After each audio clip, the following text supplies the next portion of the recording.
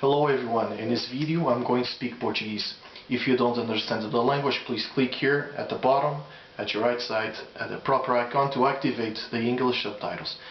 Boas tardes, irmãos e irmãs em Cristo.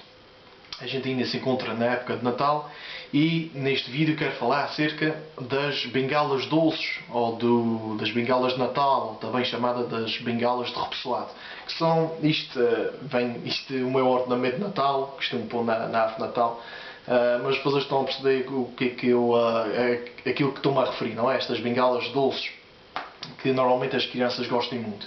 Vou falar acerca das origens desta bengala, que tem algumas coisas interessantes e que, mais uma vez, como vocês podem ter visto, ter-me acompanhado, aqueles que me têm acompanhado nos vídeos anteriores, estou dando maneiras de a gente poder evangelizar os outros, principalmente também as crianças, através dos mais objetos comuns do Natal.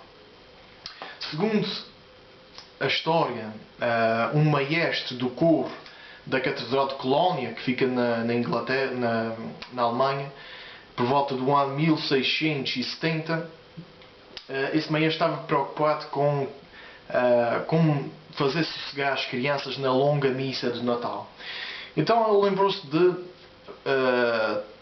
vir com a ideia de criar um pauzinho de açúcar, mas também com uma forma de cajado, não é? De pastor, para também que as crianças lembrassem da visita dos pastores ao Menino Jesus. No entanto, a primeira prova verificável da existência destas bengalas doces vem do século XIX, portanto, 2 séculos à frente da suposta origem. Portanto, esta história, provavelmente, embora seja boa e piedosa, provavelmente não é verdadeira, faz parte talvez do folclore da Alemanha. Mas depois, mais tarde, portanto, perto do ano 1900, as bengalas começaram a ter umas riscas vermelhas, foram adicionadas umas riscas vermelhas, porque antes disso eram todas feitas de açúcar, portanto eram todas brancas, mas depois foram adicionadas umas listras vermelhas com sabor a menta, não é? E já se verificava também que as pessoas penduravam estas na sua árvore de Natal com decoração. E lá está, a gente pode usando este pequeno objeto comum natalício, a gente pode evangelizar de várias maneiras, como a história folclórica nos diz. Podemos ensinar às crianças que é o cajado dos pastores, pode ser também o cajado referente a Jesus, porque Jesus é o bom pastor. Podemos inverter, e algumas pessoas dizem isto foi uma maneira de evangelizar crianças para lembrar-se de Jesus, porque foi feito em forma de J, não é? E portanto é uma referência a Jesus.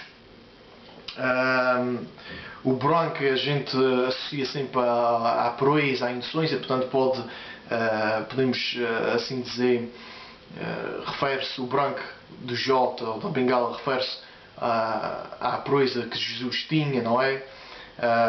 As listras vermelhas pode-se referir ao sangue da cruz que foi derramado por nós. Enfim, pode-se dar aqui várias, pode-se evangelizar de várias maneiras através deste símbolo natalício que vem-se a propagar pelo mundo fora.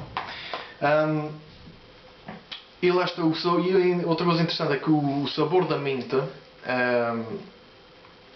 pode representar talvez a planta do isopo. Isopo é uma planta da família da hortelã, que era usada para purificar, segundo nos diz o Antigo Testamento. Portanto, vocês podem ver, há muita coisa que se pode referenciar-se à Bíblia e a Jesus.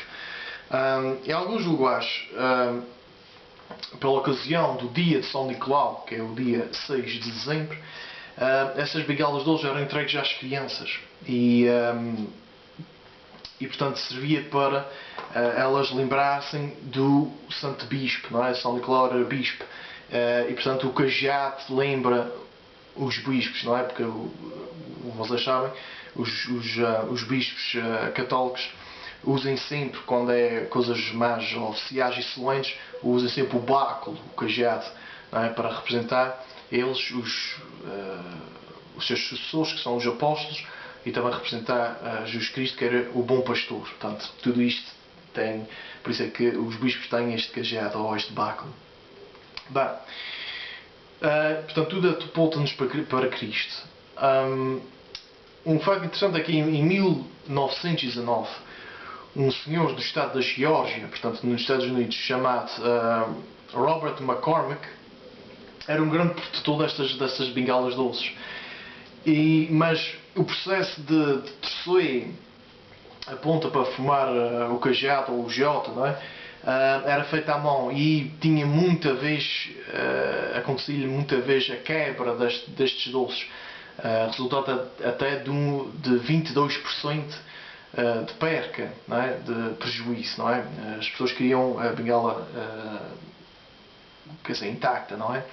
E havia então muito desperdício. Anos mais tarde, em 1957, um senhor chamado Gregory Keller, que era o cunhado desse senhor McCormick, que por acaso era um sacerdote católico, inventou e patenteou uma máquina, depois ficou conhecida como Keller's Machine.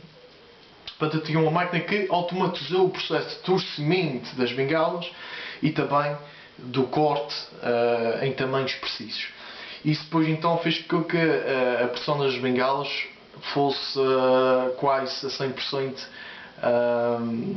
perfeitas. Portanto, as bengalas saíam perfeitas na maior parte do tempo. Portanto, embora seja improvável que foram os cristãos que inventaram estas bengalas doces, o facto é que ao menos foi um cristão que aperfeiçoou-as, o processo de produção.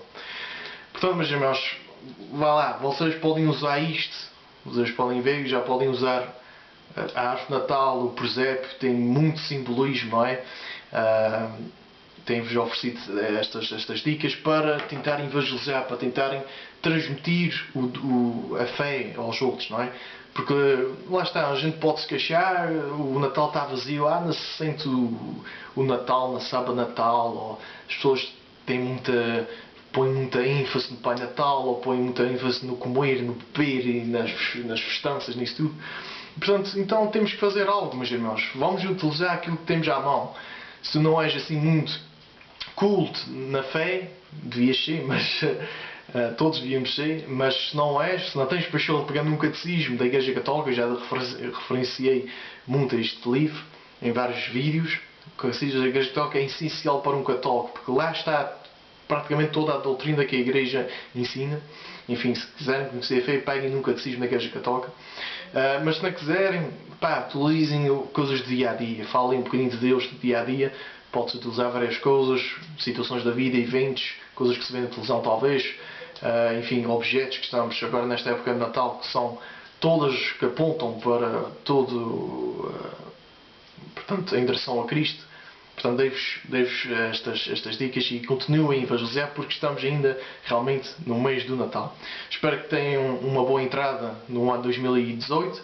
Deixo aqui um link para vocês verem também mais tarde, a seguir este vídeo, acerca das superstições da passagem do ano novo. Sabemos aí que muitos têm várias rituais, vamos assim dizer, né? Tem que se usar roupa azul ou não sei o quê, ou tem que se ter dinheiro na mão quando se entra ou tem que se subir para uma cadeira, ou enfim, tem que se comer 12 passas, enfim, muitas coisas aí. O que é que podemos assim dizer um cristão perante estas coisas que são realmente superstições? Vejam então depois o vídeo mais tarde. Aconselho-vos verdadeiramente a refletir e entrar no ano novo a sério, com o pé direito em Cristo. Até para a semana, se Deus quiser, e bom ano novo.